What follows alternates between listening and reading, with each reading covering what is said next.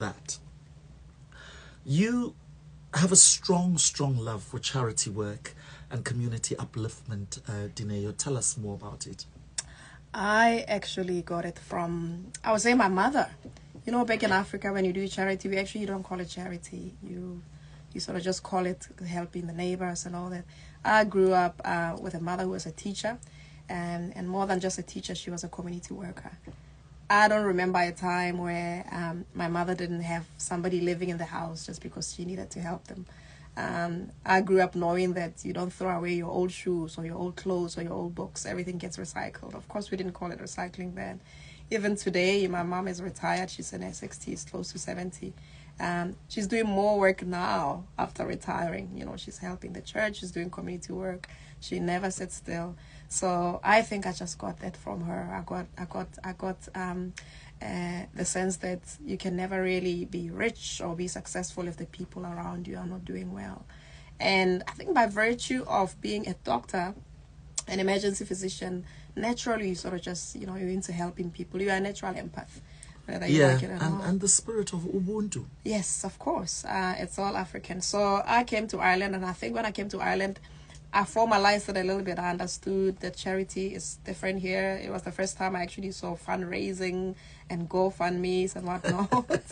So what I do, I endeavor to do as much of that here in the UK and Ireland, and I try to give back as much as possible.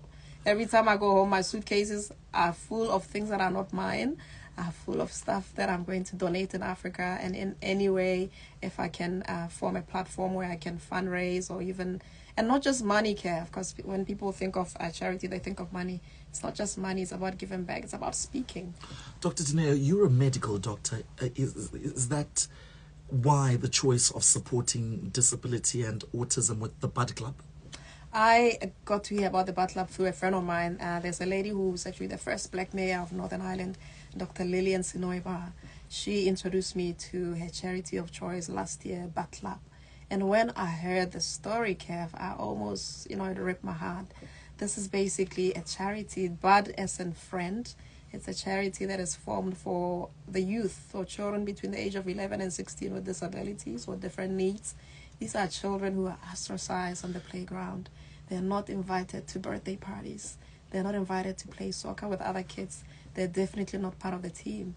So what the Bud Club does, it actually forms a little forum for them to come together, to play soccer together, to bake together, to watch TV together, to have a little disco ball on a Friday. And seeing the faces and the joy of these kids made me just realize this is what I wanted to be involved with.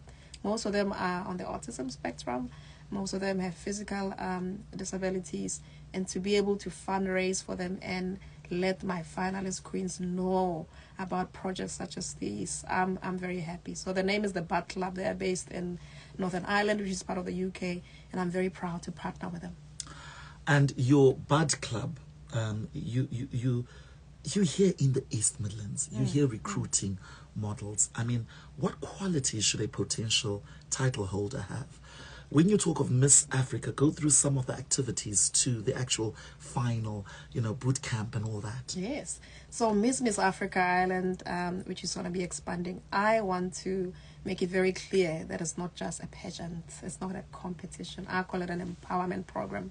Because the tiaras and the clothes and the waving and everything, yes, they're beautiful, they're part of it. But more than anything, we've actually engaged these queens from March.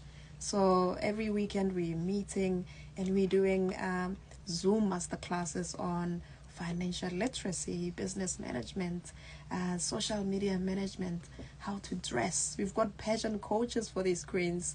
And we're basically looking at all aspects of what womanhood entails, what a woman who stands in her power needs. So the winner of Miss Africa Ireland is a lady who is authentic, is a lady who realizes their true power without having to be forceful about it.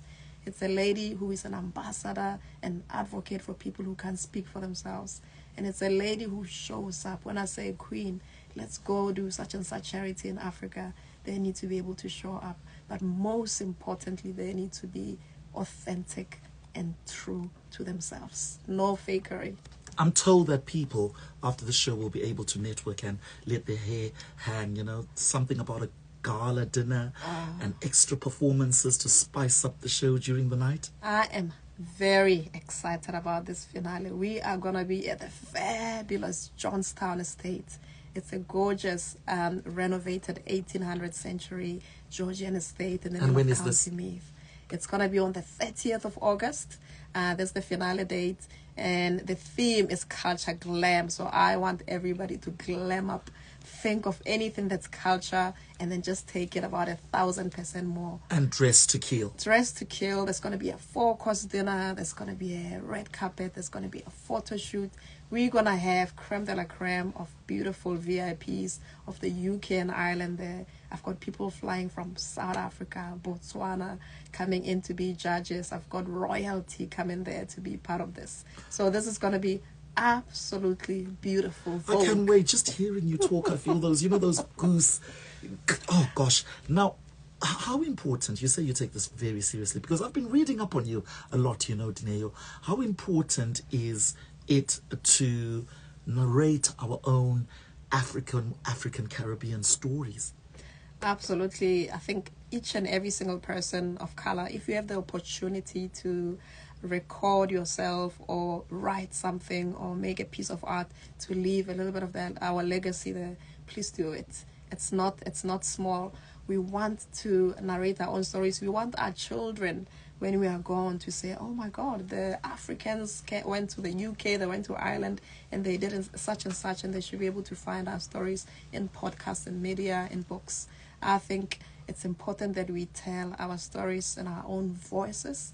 We need to tell them in our own experiences, because we cannot afford to have this part of our history erased, because unfortunately we faced that before. So wherever you are today, if you have any talent at all and you're able to leave a legacy, write it somewhere, record it somewhere, because somebody out there is going to find it useful.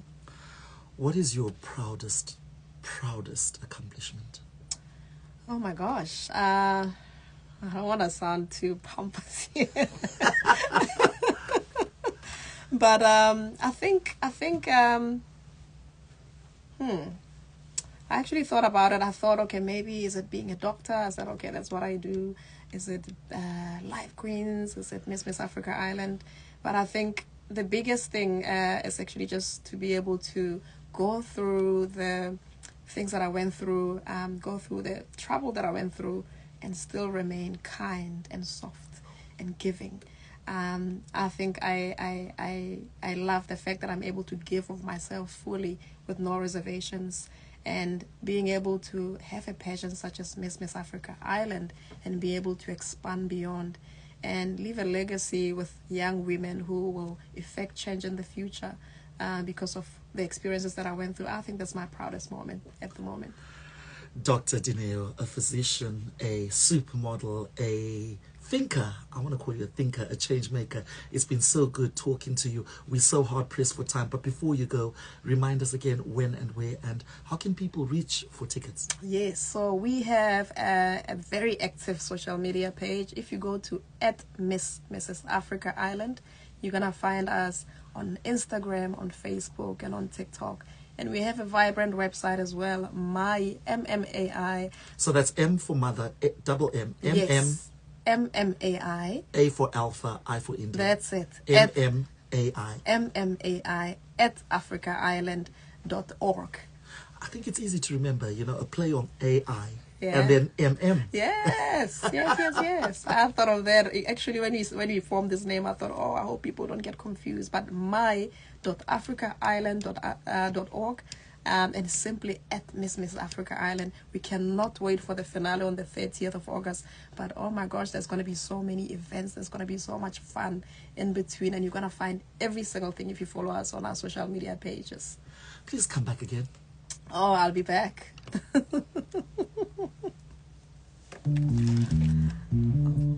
We love you. We love you. You gotta come to the show. You've been a star. Oh my God. That's it. Thank you so much. You're the best, man. Thank you. Yeah. Thank you. That was beautiful. It was beautiful, wasn't it? Okay. You know what? I enjoyed the conversation. Thank you so much. Oh, you enjoyed it! Are you gonna join pageantry now? Believe me, I did. Oh, that's great. That's Oh, you're gone! We wanted to say hi. Oh no, we're not going. We're still here. Come. Hello, fans. How are you doing? Check Oh us my out. God. Aren't we beaut? We're matching, and we didn't even talk about the outfits, but we got the memo. The and first thing did you Dineo see said to me, she said, I understand the assignment.